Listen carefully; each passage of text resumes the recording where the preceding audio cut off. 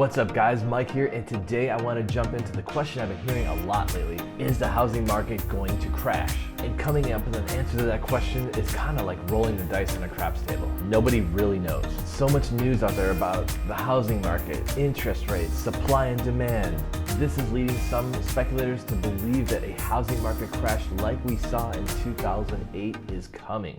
So this really piqued my interest, and I wanted to dive in and filter through all the data to find out if this is actually going to happen or not. In the event that there is a market crash coming up, then you guys need to hit the like button and click the subscribe button right now so that way I can survive the market crash and continue to bring videos to you guys every week about the real estate market and how to make money in it.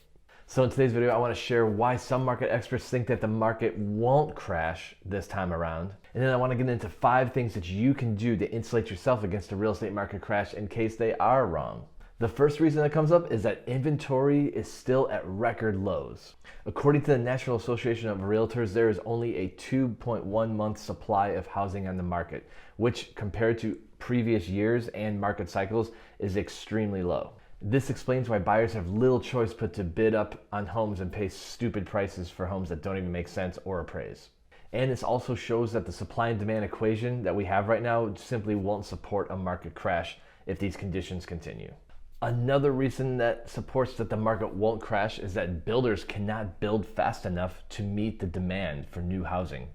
After the crash of 2007-2008, home builders pulled everything way back and they didn't buy up a bunch of land for new developments because there was no demand. Now it's the opposite effect. There's no way for them to buy land fast enough and get regulatory approvals to keep up with the demand. And with the new build market, one of the fundamental reasons for the hike up in demand is simply the lack of supply, thus raising the prices. Another reason is that mortgage rates remain at historical lows. In fact, Freddie Mac's recent survey showed that most lenders' rates have actually dropped below 3% yet again.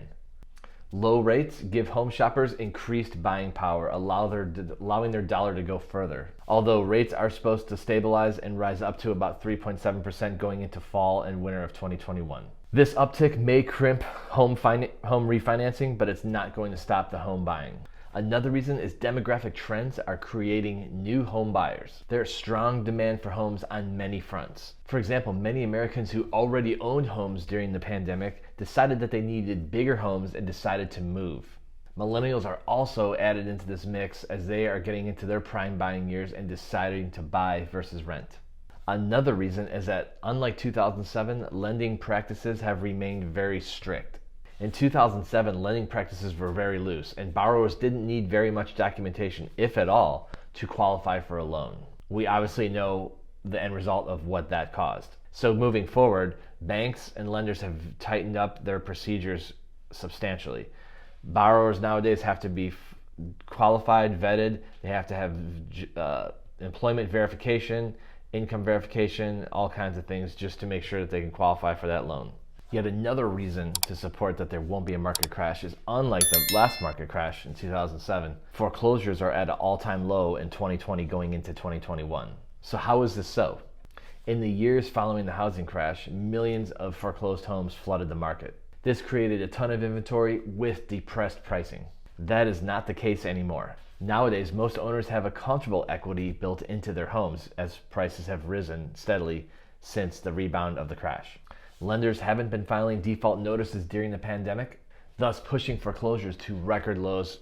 So all of this adds up to the general consensus that yes, home prices are being pushed upwards to the bounds of affordability, but according to this data, the boom will not end in a bust like it did in 2008. So what can you do to insulate yourself in the event that the market does go down? First thing is get a 30-year mortgage. That's because 30-year interest rates are at historical lows and doesn't seem to be going up very much anytime soon. And when you consider that the investment returns you should get are much higher than the interest that you pay in the loan, it makes no sense not to invest the extra money that you have into paying down that mortgage. The 30-year mortgage gives you a huge advantage, and that's flexibility. There's no prepayment penalty, and you can pay that mortgage down in 15 years if you want, but if you need the time, spread it out over 30 years, you can simply do that. The second way is when you do get that 30-year mortgage to go with a fixed rate and not an adjustable rate. So that way you can plan your budget for the next 30 years and figure out how you can afford that and chip away at that. The third thing you can do is you can refinance your loan to save even more money.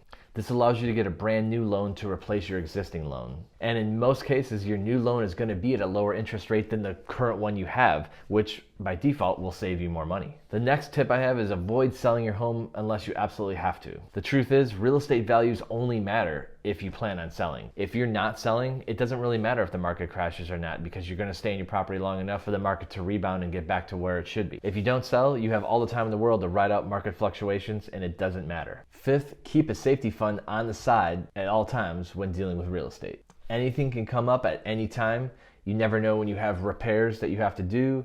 Maybe an AC unit goes out, or maybe you have an eviction or a vacancy for a long period of time, or your property burns down. You just never know what could happen. Plus, you still have the fixed costs like insurance and property taxes that you'll have every year regardless of if the mortgage is paid off or not. So always keep a reserve fund on hand to take care of those unforeseen expenses when it comes to owning property. And lastly, only buy a home that you can comfortably afford. The lower your mortgage payment, the more easily you'll be able to afford that payment and save some money on the side. You don't want to run out of your savings money in a downturn, and then you can't refinance your house to pull out equity, and then you have to short sell or foreclose on your home because you over leverage yourself and were at the top of your mortgage amount every month and you had no room for an emergency. Real estate should be something that you buy and hold on to for at least 8 to 10 years. So plan accordingly with how much you'll need to make each year to continue to afford that property and continue making those payments. So thanks for watching, guys. If you got some value out of this, please consider hitting the subscribe button and pounding that like button,